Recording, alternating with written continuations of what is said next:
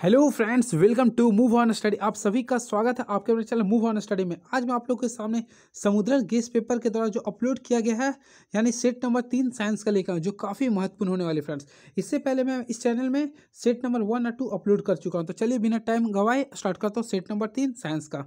तो पहला क्वेश्चन देख सकते हैं आप लोग के सामने क्या रहा। अवतल दर्पण में वस्तु का प्रतिबिंब होता है। तो फ्रेंड्स सबसे पहले आप लोग समझिए, देखिए ये अवतल दर्पण हम लोग पढ़ चुके हैं। ये तो अवतल दर्पण में जो वस्तु बनता है, सबसे पहले देखिए ये जो टच करता है उसको बोलते हैं पोल। ये होता है फ्रेंड्स फोकस होता है, और ये होता है सेंटर, ये होता है इन्फिनाइट्स। ठीक है, तो अवतल दर्पण द्वारा जो वास्तविक जो प्रतिबिंब बनता है, अगर इस साइड जो बन रहा है वो हमेशा वास्तविक होता है। क्या होता है फ्रेंड्स? वास्तविक होता है। क्लियर है? और इसके पीछे साइड बन रहा है तो वह आभासी होता है। क्या होता है? वह आभासी होता है। क्लियर है? तो आप लोग ध्यान रखिएगा, केवल 5 कंडीशन ऐसे होते हैं, 5 कंडीशन ऐसे होते हैं नहीं, जब इन्फिनाइट्स पे रखेंगे और सेंटर और इन्फिनाइट्स पे रखेंगे, या फिर सेंटर पे रखेंगे, या फिर सेंटर और फोकस पे रखेंगे, या फिर फोकस पे रखेंगे, तो ये सभी कंडीशन में प्रतिबिंब जो बनता है वो वास्तविक बनता है। क्या बनता है? वास्तविक। लेकिन अगर फोकस और पोल के बीच में रखते हैं, यहाँ पे रखते हैं छठा पोजीशन पे, तो फ्रेंड्स आभासी बनता है। तो इसका राइट आंसर क्या होगा? वास्तविक और आभासी दोनों। तो आभासी आपका एक कंडीशन पे बनता है, कब? जब एफ और पी के बीच रखते हैं। किसी वस्तु को जो एफ और पी के बीच रखते हैं तो वह आभासी बनता है। और जब वस्तु का प्रतिबिंब आभासी बनता है तो आभासी के साथ साथ सीधा भी बनता है। क्या बनता है? सीधा। लेकिन 5 कंडीशन में वास्तविक बनता है, और जब वास्तविक बनता है तो वह उल्टा होता है। क्लियर है? तो इसका राइट आंसर होगा ऑप्शन नंबर सी, यानी वास्तविक और आभासी दोनों, यानी ऑप्शन नंबर थर्ड हो गया आंसर। क्लियर है? और फ्रेंड्स अगर आभासी कोई प्रतिबिंब बनता है तो वह प्रतिबिंब सीधा भी होता है। क्या होता है? सीधा होता है। इसको ट्रिक करने के लिए याद कर सकते, देखिए आभासी में लास्ट में सी से खत्म है तो आप लोग सीधा कर सकते हैं। क्लियर है? अगर कोई वस्तु वास्तविक बनता है तो वास्तविक में हमेशा वह उल्टा बनता है, याद रखेंगे आप लोग। क्लियर है? एंड नेक्स्ट क्वेश्चन, उस उत्तल दर्पण की फोकस दूरी क्या होगी जिसकी वक्रता त्रिज्या 32 सेंटीमीटर होती है? तो फ्रेंड्स मैं आप लोगों को बताना चाहता हूँ, एफ का जो फार्मूला होता है वो r/2 होता है। तो इस फार्मूला पे हम लोग पुट ऑन करते हैं तो देखिए आर का वैल्यू कितना दिया? 32 दिया। 32 को हम लोग 2 से डिवाइड करते हैं तो कितना आता है फ्रेंड्स? 16 सेंटीमीटर आता है। तो इसका जो राइट आंसर होगा ऑप्शन नंबर क्या आ गया? देखिए बी हो गया, यानी कि 16 सेंटीमीटर का राइट आंसर हो गया। क्लियर है? एंड नेक्स्ट क्वेश्चन, किसी माध्यम के अपवर्तनांक का मान क्या होता है? तो फ्रेंड्स सबसे पहले अपवर्तनांक को हम म्यू से डिनोट करते हैं। अपवर्तनांक जो होता है sine i by sine r होता है, यानी कि किसी माध्यम की जो बता निर्वात में प्रकाश की चाल, इसको हम बोलते हैं अपवर्तनांक। क्लियर है? और अपवर्तनांक जो होता है वह चाल का उल्टा होता है। और सबसे ज़्यादा जो अपवर्तनांक होता है वह हीरा का होता है। कितना होता है फ्रेंड्स? ये भी याद रखें, 2.42 होता है। सबसे ज़्यादा जो अपवर्तनांक होता है वह हीरा का होता है, 2.42 होता है। तो फ्रेंड्स का जो राइट आंसर हो गया ऑप्शन नंबर बी हो गया, साइन आई बटा साइन आर। इसी हम लोग साइंस की भाषा में बोलते हैं अस्नेल का नियम। क्या बोलते हैं फ्रेंड्स? अस्नेल का नियम। तो क्वेश्चन आएगा अस्नेल का नियम लिखे तो आप लोग sine i by sine r को बोलते हैं। क्लियर है? एंड नेक्स्ट क्वेश्चन, एक अवतल लेंस की फोकस दूरी 2 मीटर है तो लेंस की क्षमता क्या होगी? सबसे पहले फ्रेंड्स हम लोग जानना चाहेंगे लेंस की क्षमता क्या होता है। देखिए लेंस की क्षमता को बोलते हैं पी। तो पी इक्वल टू 1/f, यानी कि फोकस दूरी के व्युत्क्रम को हम लोग बोलते हैं लेंस की क्षमता। अब देखिए इसका यानी आपको क्या बोल रहा है? फोकस दूरी दिया 2 मीटर, तो देखिए 1/2 कर दिया हुआ।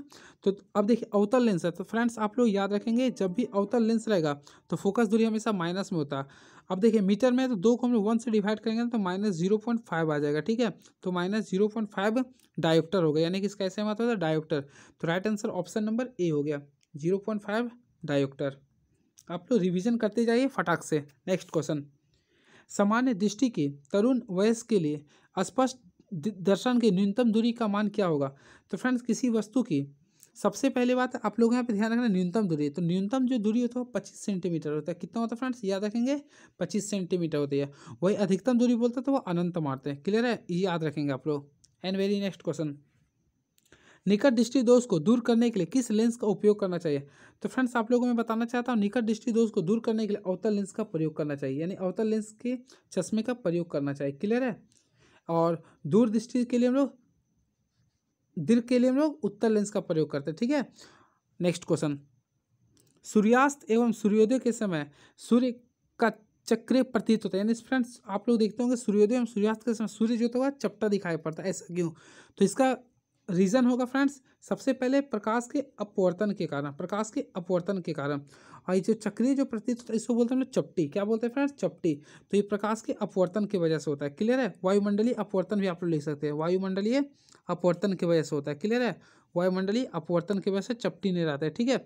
और फ्रेंड्स वही बोलता है अगर लाल नहीं रहती है तो कलर से अगर रिलेटेड रहता है तो प्रकीर्णन लिखते हैं। लेकिन फ्रेंड्स यहाँ पे बोला चक्रिका, तो चक्रिका होता है वायुमंडलीय अपवर्तन की वजह से, और लाल बोलता तो प्रकीर्णन की वजह से। नेक्स्ट कूलॉम किस भौतिक राशि का मात्रक है? तो फ्रेंड्स मैं आप लोगों को बताना चाहता हूँ, कूलॉम जो होता है वह विद्युत आवेश का ऐसा ही मात्रक होता है। तो विद्युत आवेश का ऐसा मात्रक क्या होता है? कूलॉम होता है, याद रखेंगे आप लोग। क्लियर है? नेक्स्ट क्वेश्चन, ए मीटर को विद्युत परिपथ में किस प्रकार जोड़ा जाता है? तो ए मीटर को विद्युत परिपथ में श्रेणी क्रम में जोड़ते हैं। किस क्रम में जोड़ते हैं फ्रेंड्स? श्रेणी क्रम में जोड़ते हैं। क्लियर? देखिए ये आपका श्रेणी क्रम है, ठीक है, एक क्रम में। और ए मीटर का जो देखिए इस टाइप से हम लोग इसको सिंबल इसका होता है। क्लियर है? नेक्स्ट क्वेश्चन, किसी विद्युत बल्ब के तंतु में से 0.5 एम्पियर विद्युत धारा 10 मिनट तक प्रवाहित होती है, तो विद्युत परिपथ में प्रवाहित विद्युत आवेश का मान क्या होगा? तो फ्रेंड्स मैं आप लोगों को बताना चाहता हूँ, सबसे पहले देखिए विद्युत आवेश का फॉर्मूला होता है, क्यू का फॉर्मूला होता है आई टी। क्या होता है? I T.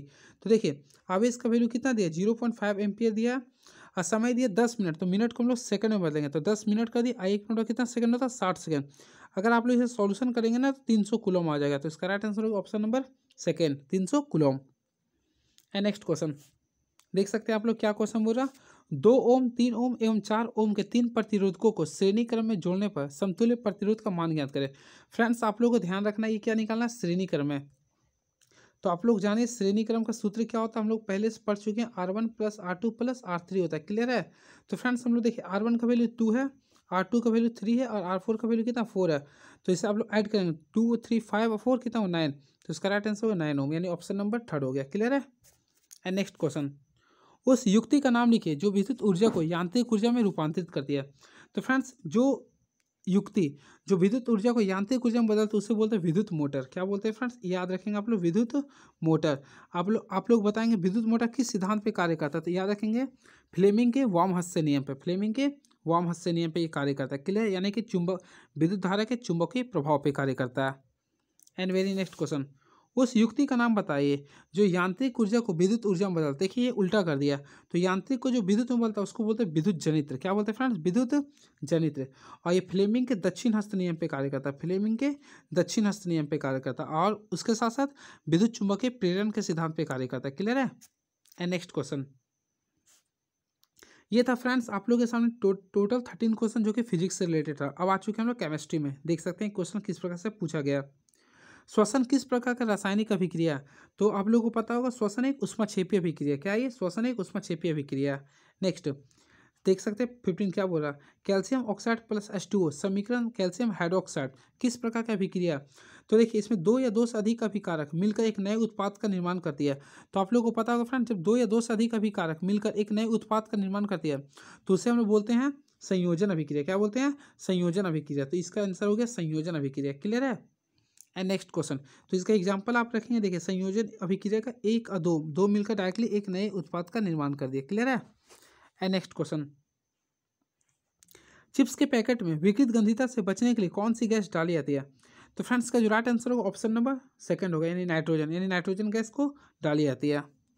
And very next question, एक विलियन नीले लिटमस पत्र को लाल कर देता है, वह विलियन है। तो फ्रेंड्स आप लोगों को मैं बताना चाहता हूँ, एक ट्रिक मैं बताता हूँ। देखिए क्या लिख रहा हूँ? अनिल। आप लोग अपना दोस्त को याद कर लीजिए, अनिल। तो देखिए अनिल को आप लोग याद करते, देखिए यहाँ पे क्या रहा? नी से फ्रेंड्स नीला। क्या हो गया? ये नीला। और ला से क्या हो गया? लाल। यानी कि देखिए नीला को जो लाल में बदलता है वह कौन बोलता है? आफ और अम्ल। यानी कि अम्ल जो होता है नीला को लाल करता है, यानी अनिल आप लोग याद रखिएगा। तो फ्रेंड नीला लिटमस को लाल में कौन बदलेगा? आ से अनिल, यानी ऑप्शन नंबर बी मार देंगे, अनिल, यानी अम्लीय हो गया। क्लियर है? एंड नेक्स्ट क्वेश्चन, धातु के ऑक्साइड की प्रकृति क्या होती है? तो फ्रेंड्स मैं आप लोग को बताता हूँ। सबसे पहले देखिए आगे आप लोग देखिए अधातु की ऑक्साइड। देखिए आप लोग कभी नहीं भूलेगा, एक होता अधातु ऑक्साइड। तो अधातु ऑक्साइड का देखिए आप लोग को 1 सेकंड में याद हो जाएगा। आप लोग फिर धातु ऑक्साइड क्लिक कर दीजिएगा।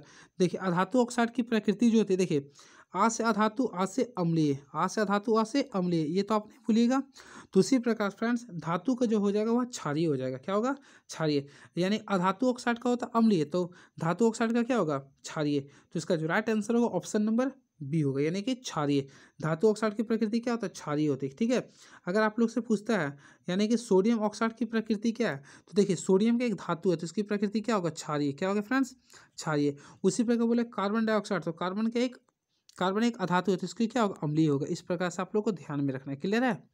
And next question, baking soda का सूत्र क्या होता है? तो फ्रेंड्स बेकिंग सोडा का मैं सूत्र लिख देता हूँ, वैसे ही पेपर में आएगा। NaHCO3 sodium hydrogen carbonate. Sodium hydrogen carbonate होता है। क्लियर है? यानी ऑप्शन नंबर क्या हो गया? थर्ड हो गया। ऑप्शन नंबर थर्ड हो गया, NaHCO3। And very next question, एक द्रव धातु का नाम लिखे। तो एक द्रव धातु, सबसे पहली बात फ्रेंड्स, धातु जो होता है वो हमेशा ठोस अवस्था में होता है, लेकिन एक ऐसा भी धातु है जो द्रव अवस्था में रहती है, तो उस धातु का जो नाम है वह पारा। क्या फ्रेंड्स? पारा, याद रखेंगे पारा। अब पारा का संकेत क्या होता है? Hg। पारा का संकेत क्या होता है? Hg होता है। तो एक धातु का नाम क्या होगा? पारा हो गया। लेकिन वही फ्रेंड्स, अगर अधातु का नाम बोलता है तो हम लोग ब्रोमीन लिखते हैं, तो इसका राइट आंसर हो गया पारा। एंड वेरी नेक्स्ट क्वेश्चन, सीने बार किस धातु का अयस्क है? तो सीने बार का हम लोग सबसे पहले सूत्र जानना चाहेंगे, तो क्या होता है? Hgs। अब देखिए अयस्क बोल रहा, तो देखिए आप लोग छाटते हैं, क्या हो गया? Hg, तो Hg फॉर पारा हो गया। क्लियर है? तो सीने बार किस धातु का अयस्क है? तो वह पारा का हो गया। अब बोले इसकी प्राप्ति कैसे होती है? तो ये सल्फाइड अयस्क से होती है, ठीक है, जिसे बोलते हैं version. And very next question, पारा और एक अन्य धातु का मिश्र धातु क्या कहलाता है? देखिए सबसे पहले फ्रेंड्स आप लोग याद रखेंगे, जब भी पारा पारा के साथ कोई भी एक मिश्र धातु को जोड़ते हैं, यानी सोडियम को अगर हम जोड़ते हैं, तो पारा के साथ किसी अन्य धातु के मिश्र धातु को हम लोग हमेशा बोलते हैं अमलगम। क्या बोलते हैं फ्रेंड्स? अमलगम। तो इसका राइट आंसर क्या होगा? Option number B, amalgam. Clear है? अब देखो कुछ ऑप्शन जो है उसका ऑपरेशन करता है। पित्तल, पित्तल जो मिश्र धातु होता है पिताजी का होता है, यानी देखिए तांबा और जिंक का होता है, तांबा और जिंक। आप लोग याद कर लीजिए, पिताजी, यानी पी से पित्तल, ता से तांबा, जा से जिंक हो गया। अमलगम के क्या हो गया? पारा के अन्य धातु हो गया, ठीक है। कांसा, तो कांसा जो फ्रेंड्स सीसा और टीन का होता है। किसका होता है? सीसा और टीन का होता है। और सोल्डर भी फ्रेंड्स होता है सीसा और टीन का। क्लियर है? एंड नेक्स्ट क्वेश्चन, सॉरी, कांसा जो होता है वह तांबा और टीन का होता है फ्रेंड्स, याद रखेंगे। कांसा जो होता है वह तांबा और टीन का होता है, और सोल्डर जो होता है वह सीसा और टीन का होता है। क्लियर है? सोसाइटी याद कर लीजिएगा। नेक्स्ट, एल्केन का सामान्य सूत्र होता है। तो एल्केन का जो सामान्य सूत्र होता है मैं लिख देता हूँ ताकि आप लोग कन्फ्यूजन ना करें। CnH2n+2 होता है, CnH2n+2 होता है। तो ऑप्शन नंबर क्या हो गया? देखिए इसमें ऑप्शन नंबर हो गया ए, यानी कि ऑप्शन नंबर ए आ गया, CnH2n+2 होता है। क्लियर है? तो आप लोगों को क्लिक करना है। क्लियर है? एंड नेक्स्ट क्वेश्चन, और ये CnH2n जो होता है ये होता है फ्रेंड्स अल्कीन का होता है। किसका होता है? ये अल्कीन का होता है। और ये जो -2 आ गया वह अल्काइन का होता है। क्या हो गया? ये अल्काइन का सूत्र हो गया। नेक्स्ट, निम्नलिखित में से एल्डिहाइड प्रक्रियात्मक समूह का फॉर्मूला क्या होता है? तो देखिए एल्डिहाइड का, तो एल्डिहाइड का होता है बॉन्ड CHO होता है। क्या होता है फ्रेंड्स? Bond CHO। तो ऑप्शन नंबर 2 लगा देंगे। And very next question, bond COOH, यानी कि देखिए बॉन्ड COOH का प्रक्रियात्मक समूह का नाम क्या है? तो COOH का होता है फ्रेंड्स कार्बोक्सिलिक अम्ल। क्या होता है? कार्बोक्सिलिक अम्ल होता है। क्लियर है? अब देखिए अल्कोहल का भी मैं लिख देता हूँ ताकि नेक्स्ट पेपर में काम आ जाए।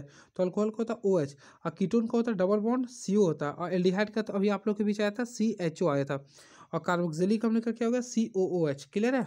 एंड नेक्स्ट क्वेश्चन, आधुनिक आवर्त सारणी में समूह यानी वर्गों की संख्या कितनी है?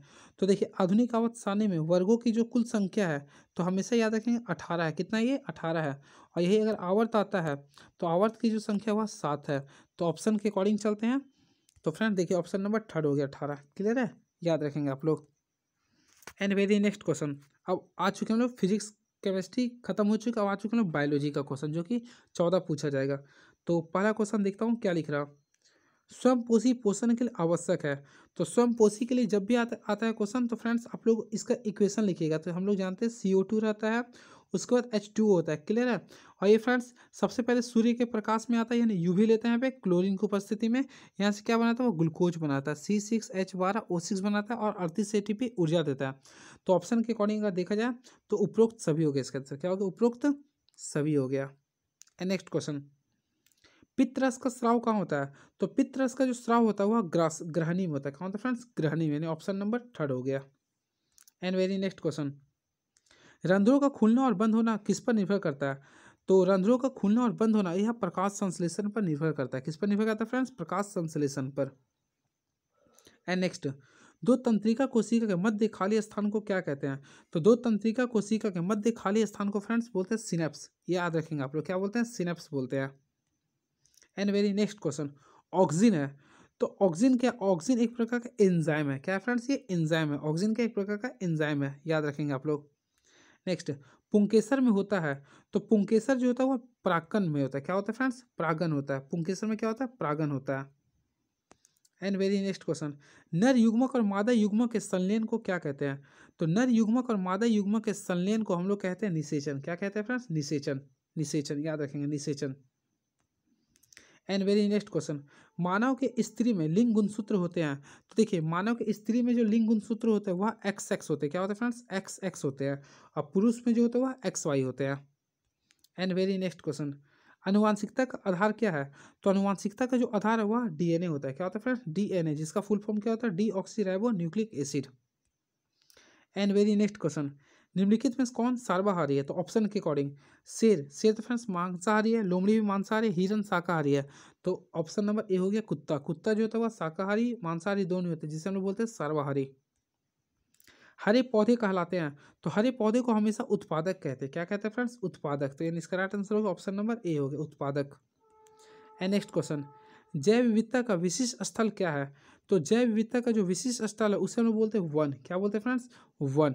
और आप लोग कमेंट बॉक्स में लिखेंगे जैव विविधता दिवस कब मनाते हैं। तो जैव विविधता दिवस मनाते हैं 22 मई को, ये भी ध्यान में रखेंगे। एंड नेक्स्ट क्वेश्चन, सभी प्रकार के ऊर्जा स्रोतों का स्रोत है। तो सभी प्रकार के ऊर्जा के स्रोतों का जो स्रोत है वह सूर्य होता है, यानी कि सूर्य ही सबसे ज़्यादा ऊर्जा का स्रोत होता है। और very last question is now, उस युक्ति का नाम लिखिए जो सौर ऊर्जा को विद्युत ऊर्जा में परिवर्तित करता है। तो फ्रेंड इसमें लिखेंगे सौर सेल। क्या लिखेंगे? सौर सेल। क्लियर है? सौर सेल होगा जो सौर ऊर्जा को विद्युत ऊर्जा में बदलता है। तो ये रहा समुद्रन का सेट नंबर 3 जो आप लोग के बीच में लाया हूँ। अब नेक्स्ट वीडियो में मिलता हूँ फ्रेंड्स सेट नंबर 4 के साथ। चलिए थैंक यू सो मच। मैं ज़्यादा ऑपरेशन नहीं किया हूँ ताकि आप लोगों को कन्फ्यूजन ना हो। चलिए थैंक यू सो मच।